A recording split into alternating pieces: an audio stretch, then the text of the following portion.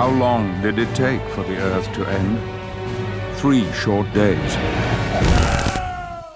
So I've been making games for about 20 years. I've worked on just about every platform since the Game Boy. It almost shows my age if I say I've probably worked on about 120 games. Mike has an amazing grasp of old school gameplay and a massive love of that core gameplay. We have 3 studios, 2 in Canada, 1 here over in the States, over in Emeryville, and we work on a lot of boutique type games. Paramount to give us the opportunity to work on pretty much any game we wanted to in the Paramount catalog. Immediately the game that jumped out was War of the Worlds. We talked to him a little bit about the ideas and some thoughts we had about it, but ultimately we settled on would not be the Spielberg movie and not be the 1953 movie, but something that was a little bit in between and something that could be our own. That this guy is in the middle of London, is dead London, and all he has is himself, and it's a very personal story even though there's this massive story happening around it. We chose to go with 2D for War of the Worlds. We could have easily done a 3D side-scrolling game, but ultimately when we started this game, we were thinking something along the lines of a 16-bit Genesis-style game. A lot of the games that inspired this whole look and feel were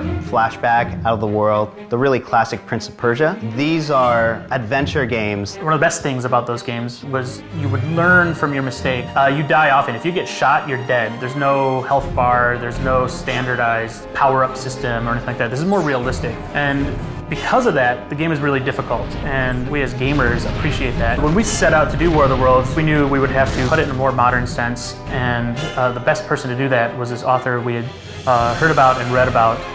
His name's Chris Fowler. I've read everything he's ever done, and I really didn't trust anybody else to write our War of the Worlds story in London. When Paramount came to me and asked me if I'd like to write a script for the game, they said they wanted to recapture everything that made the book great, which is brilliant for a writer because how often do you get a chance to work on something like this? I've been very fortunate to have Chris Hulsbeck as our music composer on the game.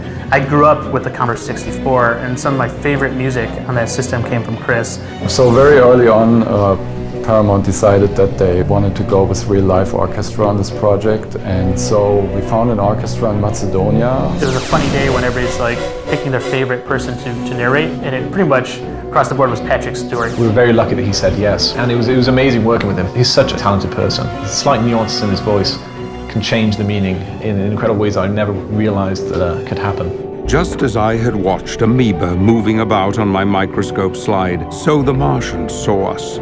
My favorite part about War of the Worlds has actually been watching the visual style come together. The first hour of this game, the way we take you from a guy on a train and put him into the middle of hell on earth. I couldn't be happier with the way it looks and feels and the colors we've chosen for the game. But even more so than that is watching people actually play the game and identify that as one of the most distinguishing things about War of the Worlds.